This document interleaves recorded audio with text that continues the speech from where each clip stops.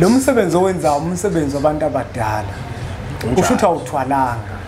Kodwa manje mne wethu njengoba ubalula ukuthi ugaye umuthi, ugaye futhi nesilwane. Isilwane singena kanjani entweni yabantu abadala? Mkhulu ake ngicacise le. Yeah. Abantu abadala bayawuthanda umuthi. Kunjalo. Bayayithanda izilwane. Bayamthanda futhi umuntu ohlanganisa umuthi ehlanganisa nesilwane ngoba lo muntu umqondo wakhe usukukwazi ukuthi egaya into okuphuma into. Ngoba phela mkhulu ake ngichaze lokho. Asikwazi basinikeza umsebenzi kuthiwe sosebenza ngamanzi sonke. Mina ngisebenza ngamanzi angithandaza ngikwazi nakuthandaza.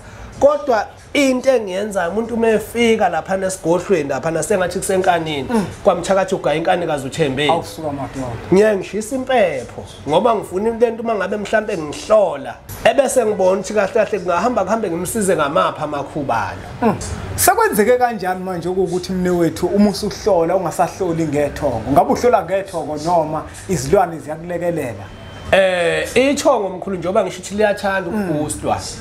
Athi ngaliphutha nemvelo. Awuza uthi liyakuthanda liyayithanda le nto. Yabona nje ithongo mkhulu uma ngabe likunikeza yabona nje ithongo umuntu mkhulu emhlabeni unjengemoto.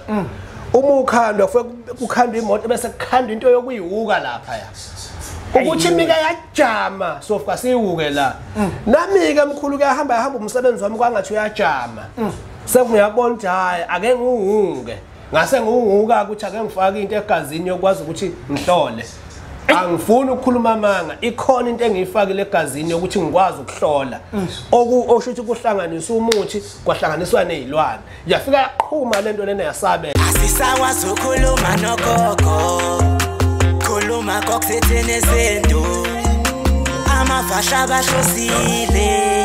Bathi usokhuluzo khokho bewe Sakhuleka kunina abakhulu hayikhona bogogo nomkhulu igama umfoka mbanje ithi sasimbiza ngonduna kanjaba hayikhona yasuke yahlala impungu sihlephlela ulwazi izinto zaqala zakhanya nenkinga zaphela emphela njaba isisa kithi siyakhala sekhona nenyanga zamanga izinto sakithi siyahamba engathi sekhona abafundisi bamanga impungu ngayishukela phansi